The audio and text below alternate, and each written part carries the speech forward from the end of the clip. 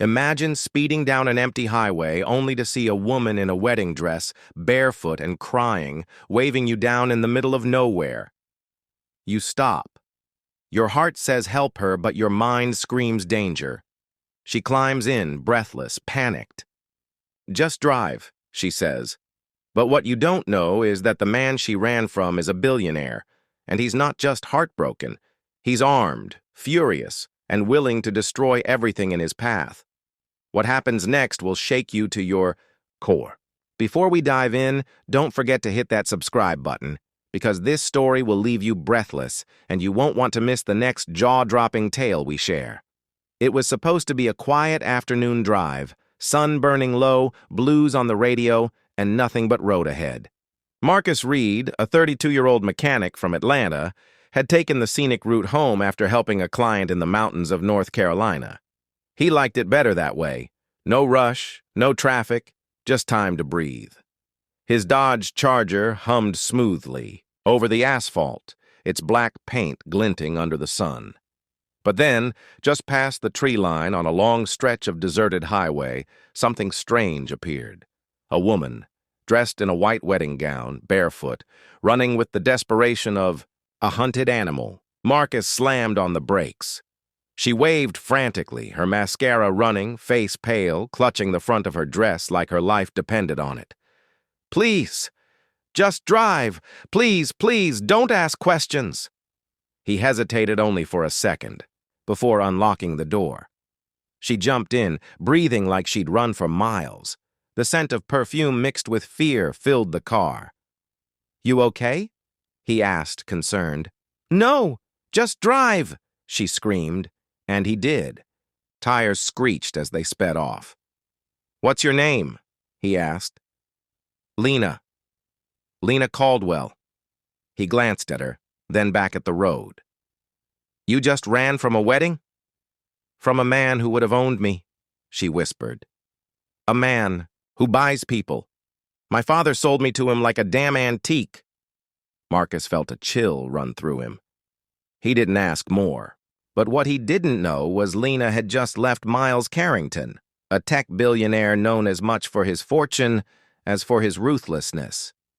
And Miles didn't take no for an answer, not in business and definitely not in love. Lena tried to calm her breath, but her heart was still sprinting. She looked over at Marcus, this stranger who had no idea what kind of danger he'd just entered. She wanted to tell him to let her out, to run, to save himself, but she couldn't. She'd made it too far to go back now. Meanwhile, in a glass-walled mansion 30 miles away, Miles Carrington stood frozen, staring at an empty altar, lips twitching with a fury his guests didn't dare question. "Lock the gates," he growled to his private security. "Find her. I want everything.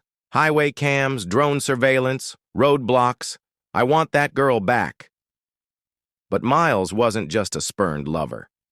He was the kind of man who owned law, enforcement, controlled newspapers, and silenced opposition with checks no one could refuse. His obsession with Lena had started like a fairy tale. Roses, dresses, a diamond ring worth $500,000. But when she tried to pull away, he got possessive, then controlling, then violent. Lena had seen the switch, and that morning, with her heart pounding, she ran. Miles' men had already hacked traffic cameras and caught a blurry image of a black Charger heading west. He tapped the screen. "Who owns this car?" An assistant ran a plate search. "Marcus Reed, local mechanic, served in the Army, honorable discharge, lives alone." Miles smirked. "Let's go say hello." Back in the car, Marcus had taken them off the highway, deep into the woods, down back roads he used to fish at as a kid. "You can lay low at my cabin," he offered. "It's nothing fancy, but it's safe." Lena nodded, eyes heavy. She hadn't slept in 2 days. As she leaned her head on the window, Marcus had no idea drones were already circling above, nor that his phone was being tracked, nor that the next 72 hours would turn into the most dangerous, high-stakes run of his life. The cabin was simple, Stone and wood, nestled deep in forest land Marcus had inherited from his grandfather. No Wi-Fi. Barely a signal. It was perfect. Lena fell asleep on the couch almost instantly, while Marcus paced, finally pulling out his phone and Googling Miles Carrington. That's when the realization hit him like a train. The guy was a billionaire. There were articles about private islands, tech monopolies, offshore accounts, and disturbing allegations quietly buried.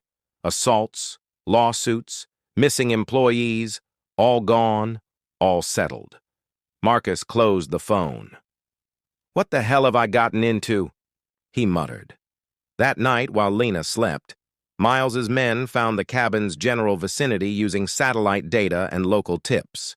Armed SUVs rolled silently through the woods, heat sensors activated. But Marcus wasn't green. He was ex-military, and he saw the movement through his window before they got too close. "Lena, up, now." She blinked awake. "What is it?" "We've got company."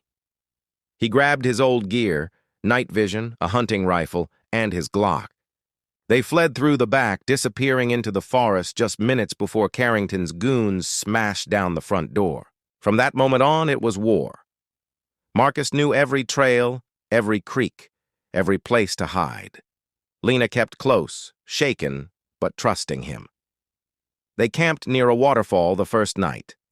Second night, they hijacked an abandoned ranger station.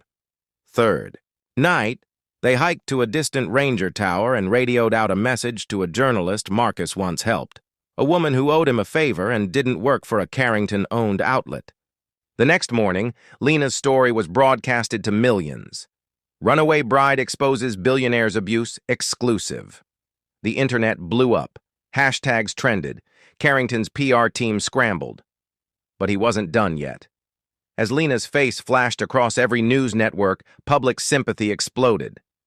Protesters gathered outside Carrington's companies. Activists demanded accountability. But the man himself was still chasing, his pride shattered and his rage at a boiling point. He launched a private manhunt, offering $10 million for Lena's return. "Dead or alive," he whispered to his head of security. But Marcus wasn't about to let her go. He contacted his army buddies, veterans now working in private security, and formed a protective circle around Lena. One of them, Tech Sergeant Alvin Brooks, hacked into Carrington's financial records. They leaked damning documents, offshore, accounts, bribed officials, secret settlements. Suddenly, federal agencies got involved. Carrington's properties were raided, his accounts frozen. As the walls closed in, he made one last, desperate move.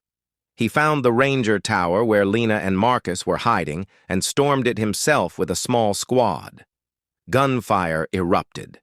Marcus and Lena hid beneath the floorboards as bullets ripped through the cabin. Marcus returned fire, expertly taking out 2 of Carrington's men. But then Miles burst in, furious, weapon drawn.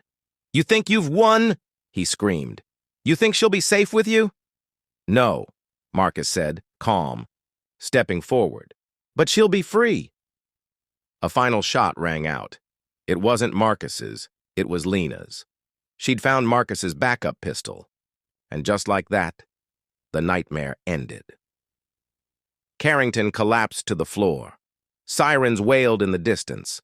Law enforcement finally arrived. Real agents, not on Carrington's payroll. Lena collapsed into Marcus's arms, sobbing. Weeks later, Carrington was pronounced dead from his wounds. The case was ruled self-defense. Lena testified before Congress about tech corruption, women's safety, and billionaires with unchecked power. She became a national hero. Marcus? He quietly returned to his life, but not alone. Lena stayed. They opened a garage and community center together. Freedom Wheels, helping abused women and ex-vets rebuild. Their story became a symbol of resistance, love, and standing up to impossible odds. And to think, it all began on a lonely road with a woman in a wedding dress and a stranger who decided to stop.